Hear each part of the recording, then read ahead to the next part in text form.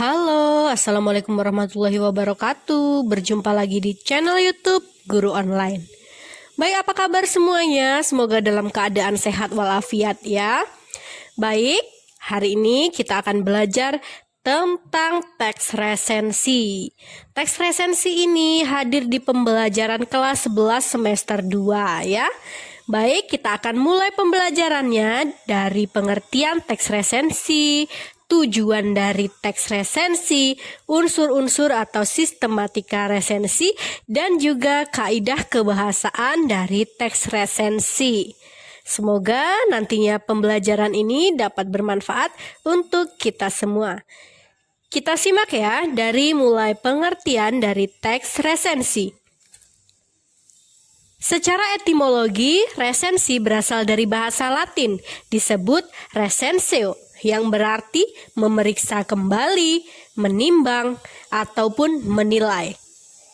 Nah, resensi adalah ulasan atau penilaian mengenai suatu karya, baik itu buku, film, ataupun karya lainnya, dengan cara memberikan gambaran pertimbangan baik dan buruknya, atau pertimbangan keunggulan ataupun kelemahan dari karya yang diresensi tersebut secara objektif dan sesuai dengan kualitas isi buku. Nah, paham ya tentang pengertian teks resensi? Baik, orang yang menyusun resensi atau yang membuat resensi biasanya disebut peresensi. Maka, jika Ananda semuanya meresensi sebuah buku, maka Ananda disebut sebagai peresensi. Selanjutnya, kita akan belajar tentang tujuan dari resensi ya.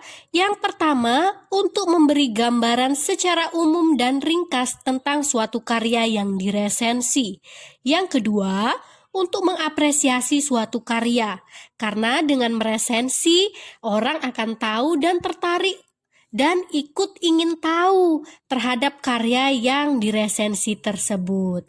Karena untuk melakukan sebuah resensi atau untuk menyusun sebuah resensi, si peresensi ini tadi kan harus membaca dan memahami buku tersebut sehingga mengetahui hal-hal atau isi yang sebenarnya dari suatu karya tersebut. Baik, yang ketiga, mengetahui keunggulan dan kelemahan buku. Dan yang keempat, memberi masukan kepada penulis. Karena dengan kita menjelaskan kelemahan buku di dalam resensi yang kita susun, maka penulis akan tahu, oh ini kelemahan buku saya. Jadi ketika akan menulis buku selanjutnya, itu dapat menjadi masukan atau saran untuk penulis supaya tulisannya menjadi lebih baik lagi ke depannya. Baik, itu adalah tujuan resensi ya. Sekarang kita akan masuk ke jenis-jenis resensi. Yang pertama ada namanya resensi informatif, yaitu resensi singkat dan umum dari keseluruhan isi suatu buku. Lalu yang kedua ada resensi deskriptif, yaitu resensi yang dituliskan secara detail tiap-tiap bagiannya, atau per bab dari buku yang diresensi itu dituliskan secara detail, itulah yang disebut dengan resensi deskriptif. Lalu yang ketiga ada resensi kritis, yaitu berisi ulasan secara detail terhadap karya yang diresensi menggunakan metodologi ilmu pengetahuan tertentu, dan isinya tentunya sangat objektif dan kritis ya, karena menggunakan metode ilmu pengetahuan tertentu yang dijadikan dasar untuk meresensi suatu karya tersebut. Baik, kita akan masuk ke dalam unsur-unsur atau sistematika resensi. Jadi yang pertama ada judul resensi. Ketika Ananda semua membuat judul itu harus sesuai dengan isinya, menarik, singkat, dan padat ya tentunya. Lalu yang kedua ada identitas karya yang diresensi. Misalnya yang diresensi adalah buku, maka hal yang perlu dituliskan adalah judul buku, pengarang, penerbitnya, penyunting atau editornya, tahun terbitnya. Jika sudah dicetak berkali-kali, maka cetakan keberapa buku tersebut, berapa jumlah halamannya, berapa harga bukunya, dan lain sebagainya. Semua tentang identitas karya yang akan kita resensi dituliskan ya. Lalu yang ketiga ada pendahuluan. Isinya adalah memperkenalkan pengarang buku tersebut. Tujuan pengarang buku itu apa? Lalu bisa diisi juga dengan prestasi dari pengarang buku tersebut apa saja. Dan tema dari buku tersebut menyangkut tentang apa? Itu bisa dituliskan di bagian pendahuluan ya. Lalu yang keempat ada inti atau isi resensi. Ini bisa diisi dengan sinopsis cerita atau ulasan secara singkat dan padat karya yang akan diresensi atau karya yang diresensi. Dan dituliskan secara kronologis ya atau urut. Baik, yang kelima, keunggulan karya. Jadi, tulislah keunggulan dari karya tersebut apa.